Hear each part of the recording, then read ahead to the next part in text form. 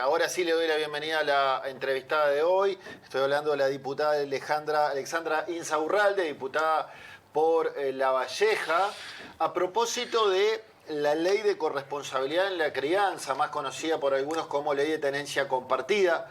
Se votó ayer en la madrugada, sobre las 5:00 de la mañana, una ley que ha traído un buen tiempo de discusión. Insaurralde, buenas tardes, ¿cómo anda? Hola, buenas tardes, ¿cómo les va? Muy Un bien, gusto todo para en orden. nosotros. Ya en nuestro departamento casi sin dormir porque ayer terminamos muy tarde y ya hoy temprano ya teníamos otras actividades y después el viaje para llegar acá. Y bueno, ahora con ustedes, a las órdenes. ¿Cuáles fueron las claves de entendimiento? ¿Cómo se pudo destrabar eh, un proyecto que venía complicado hacia la interna del oficialismo y hacia la interna de algunos partidos? El Partido Colorado, por ejemplo, hacia la interna había legisladores de Ciudadanos y de Ballistas que no coincidían. María Eugenia Rosselló, por ejemplo, fue una de las voceras principales de este tema y había algunos artículos como el 4 que no lo veían para nada y anunciaron que no lo iban a votar. El Frente Amplio que se opuso. ¿Cuáles fueron las claves para llegar a un proyecto que conformara a la mayoría?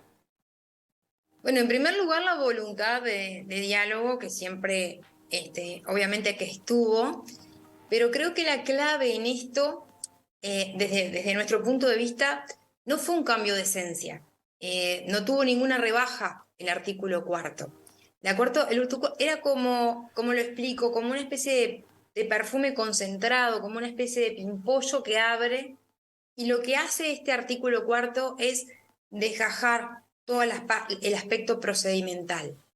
Entonces eso llevó tranquilidad a las partes respecto a lo que estábamos hablando. Esto no le saca, digamos, no toca la competencia de lo que es el juez de urgencia en relación a su hacer, pero sí, frente a un conflicto entre los adultos, lo que dispone el artículo cuarto es que en primer lugar, cuando actúe un juez de urgencia, trae al ruedo a un defensor del niño. El niño como parte, el niño que tiene derecho a ser oído, y no solamente a ser oído, sino también a alguien que pueda bregar y a llevar adelante actos procesales tomando en cuenta su interés por encima del interés de cualquiera de los adultos.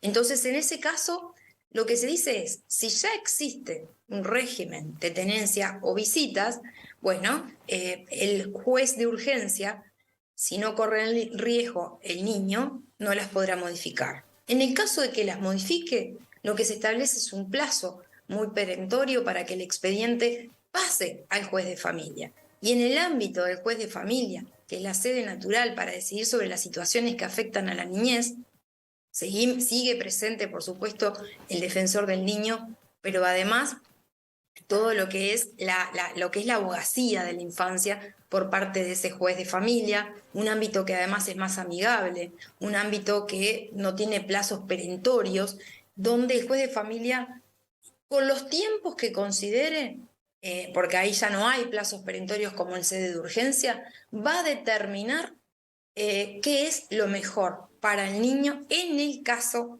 concreto, ¿no? En primer lugar, es eso puntualmente. Ustedes me preguntan por el artículo cuarto, que es Sí. uno de los andariveles que tiene la ley. La ley tiene otros que, bueno, tuvieron oposición también del Frente Amplio. Y desde mi punto de vista, si no existiera la modificación que introduce este proyecto, realmente se generan situaciones de mucha injusticia, donde en el caso de conflicto entre adultos, fuera de las situaciones de denuncia, simplemente los adultos, yo hago un ejemplo para tenerlo presente. Hay un conflicto, hay un enojo, padre-madre, se enojan, se separan, por ejemplo, un padre que pueda ser infiel, y evidente la madre desde su ofuscada, si ese padre quiere al niño y pide la tenencia compartida, donde no haya acuerdo, el código actualmente lo que establece es tenencia exclusiva, padre o madre, y ya sabemos que por lo general siempre es la madre.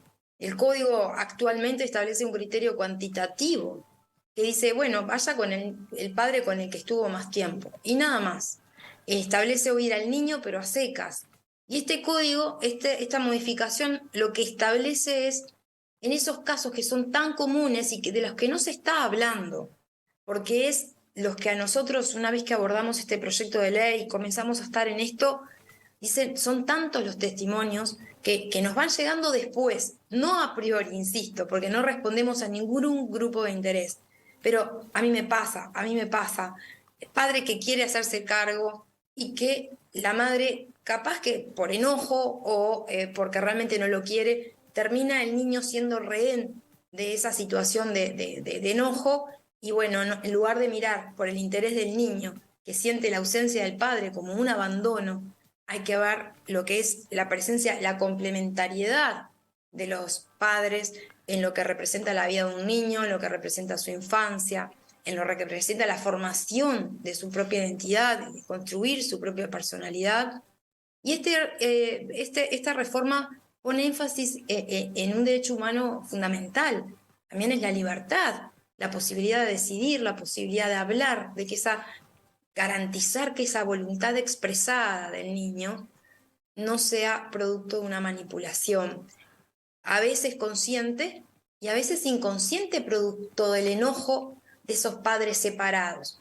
Pero lo que estamos diciendo es, bueno, hay conflicto entre los adultos, el juez de familia va a decidir. El juez de familia está en condiciones y establece una cantidad de parámetros que la legislación vigente no, como tener en cuenta la relación afectiva entre con los padres, dónde estudia, dónde vive, cuáles son sus actividades más habituales y qué es, y fundamentalmente, qué es lo que el niño está pidiendo. Entonces, esa escucha especializada del discurso infantil que va más allá de las palabras, es algo muy importante y solamente el juez de familia está en condiciones de poder ver primero y ante todo por el interés del niño. Alexandra, este proyecto tuvo el rechazo en bloque unánime de todos los legisladores del Frente Amplio, que por supuesto no lo votaron. Leí y escuché a varios diputados del Frente decir que este proyecto pone en riesgo a niños, niñas y adolescentes. Por ejemplo, lo dijo la diputada Cecilia Botino. La senadora Silvia Nane dijo: en el proyecto de diputados sobre tenencia compartida se agrega como agravante al delito de simulación que el denunciado tenga hijos en común con la denunciante. Y dice ella, el mensaje es claro y está dirigido a las mujeres. Si tenés hijos con tu agresor, pensá 2 veces antes de denunciar. Y te agrego, para que tú contestes, el mensaje de un pediatra, por ejemplo. Eduardo Regueira dice: la tenencia compartida ya existe y está regulada. El proyecto de ley que se aprobó y se denomina corresponsabilidad en la crianza vulnera y pone en riesgo la salud de nuestras niñas, niños y adolescentes. Como pediatra, hoy es un día triste. ¿Por qué los legisladores frente amplistas entienden que esto pone en riesgo la salud de los niños, niñas y adolescentes, y por qué ustedes lo ven con tan buenos ojos, como si estuviéramos hablando de 2 proyectos absolutamente distintos? Sí, es así porque escuchábamos muchas expresiones que nosotros mismos utilizábamos, pero en un sentido inverso. En primer lugar, tienen una visión muy reducida y obviamente consciente de esa reducción que hacen de lo que es el proyecto de ley. Dejan absolutamente de lado, como si no existieran, todas estas situaciones que les estoy mencionando, donde no hay ningún tipo de denuncia mediante. Simplemente padres que no llegan a un acuerdo y que hoy día va a la tenencia, a la madre se le da la tenencia y al padre se le dan las visitas y después en muchos casos vienen los incumplimientos de esas visitas y quien paga es el niño, sin tener presente que el niño no es propiedad de nadie, es responsabilidad de los padres y que nadie pide lo que no se quiere. Entonces, cuando hay un padre que se quiere hacer cargo, entiendo que el niño tiene ese derecho superior que es la posibilidad de desarrollar su infancia en contacto con ambos padres. De eso no hablan, no se habló ayer. Y ese es el artículo 3º, insisto, que me parece que es una situación más que común que pasa en muchísimos casos. Prefieren ir por el lado de lo que asusta a la opinión pública, que es el caso de las denuncias. Ese es el artículo 4º, pero son hipótesis separadas. A las primeras las niegan y a las segundas las tergiversan. ¿Por qué digo que las tergiversan? Porque en los casos de denuncia interviene primero un juez de urgencia. ¿Qué es lo que dice este proyecto? En el caso de una denuncia, el juez de urgencia va a tomar las medidas iniciales que correspondan, no va a dejar de actuar, no se va a poner en contacto al niño con el padre en forma inmediata, va a hacer lo que tiene que hacer. Y después lo que establece este proyecto es la garantía de que intervenga un defensor del niño y que además el expediente pase a sede de familia. Y en juzgado de familia, si hay riesgo, va a modificar la tenencia o va a suspender las visitas. Si no hay riesgo, no lo va a hacer. Y esas visitas son además visitas, lo establece el propio artículo 4º, no son visitas en 4 paredes con el padre denunciado, son visitas tuteladas. Pero vamos al argumento que esboza el Frente Amplio. Hablan de violencia. En primer lugar, manejan las cifras totales. Pero las cifras totales, si tú las desgajas, en primer lugar, no el 100% de las denuncias por violencia no son por violencia física, son por violencia emocional o por violencia económica. Entonces, todos los casos de denuncia ameritan abruptamente cortar el vínculo de 180 días, que se va siempre a mucho más, con el padre denunciado. Bueno, tomemos en cuenta que esas denuncias, como principio precautorio en sede de urgencia, funciona el principio precautorio. ¿Qué significa? Que hay que creerle a la víctima. El juez no puede no creerle a la víctima. El juez tiene que tomar las medidas y desvincular. Entonces, los mayores tienen sus resortes emocionales que los protejan, pero los niños quedan en el medio. Sí, entonces aquí, digamos, analicemos la situación. Sí. Y bueno, yo me animo a analizar la situación. En primer lugar, vamos a las situaciones, por ejemplo, una denuncia por maltrato físico. Y ahí nos encontramos con los propios números y el propio informe del CIPIAF que maneja, también lo manejamos todos, y entramos a analizar y vemos que en el caso de maltrato físico, el padre es en 4 veces de 10 quien maltrata. La madre es 3 veces en 10 quien maltrata. Es decir, que a veces hay hogares que son disfuncionales y violentos las partes. Y el resto de los casos vienen de los ambientes intrafamiliares del niño. Lo que significa es que el niño está más expuesto cuando el padre no está que cuando el padre está. Es decir, que por dictar una medida cautelar, decir, lo separo del padre por las dudas a sola denuncia, sin pruebas, insisto en esto, sin pruebas, porque el principio precautorio así lo establece, se desvincula el padre. El padre queda desvinculado, el niño queda con la madre y queda expuesto a mayor cantidad de situaciones, de posibilidad de situaciones de violencia que con el riesgo que puede llevar un padre. Diputada, entonces, quiero que Daniela le haga una pregunta. Lo que sí le pido es una respuesta breve. Daniela. Sí, que primero un comentario, ¿no? Cuando tú, Alejandra, dices que los adultos pueden tener resortes emocionales, pero de hecho una mujer muere por semana en manos de alguien que la amó. Y también, bueno, los hijos. Hay gran cantidad de niños huérfanos que han sido por temas de violencia. Y lo que dicen también las estadísticas es que si bien puede haber casos de violencia de mujeres, la mayor parte de violencia se da por casos de hombres a los niños. Y hoy en el Senado lo que ha dicho la diputada del Frente Amplio, Hugo, fue que ellos Claudia Hugo, fue que no tenían acceso a ese artículo 4º que se habían referido cuando inició la sesión. ¿Cómo es eso? De hecho, dijo que se sentían avasallados. Exacto, porque no tenían acceso a ese último artículo que se había... en realidad, lo de la violencia contra las mujeres ya lo tenemos previsto en la Ley de Violencia Basada en Género, y ahí tienen su principio precautorio y todas las medidas que desvinculan y protegen automáticamente a la mujer. La violencia ejercida por los hombres con respecto a los niños, y bueno, sí, tengamos presente que también la pareja de la madre está dentro de esos 6 casos de 10 que yo te estoy mencionando. Eso no lo podemos dejar de ver, ¿no? Insisto, amparamos al niño por un posible padre agresor y lo dejamos absolutamente desamparado en un entorno familiar que puede ser la madre, la pareja de la madre, el padre de la madre, o sea, el abuelo materno. Los números son números y así lo establece. Entonces lo que tenemos que tener sensatez es en pensar lo siguiente: un juez de familia no tiene las condiciones y las capacidades como para poder determinar cuál es la situación de ese niño en ese caso concreto, qué tipo de violencia es.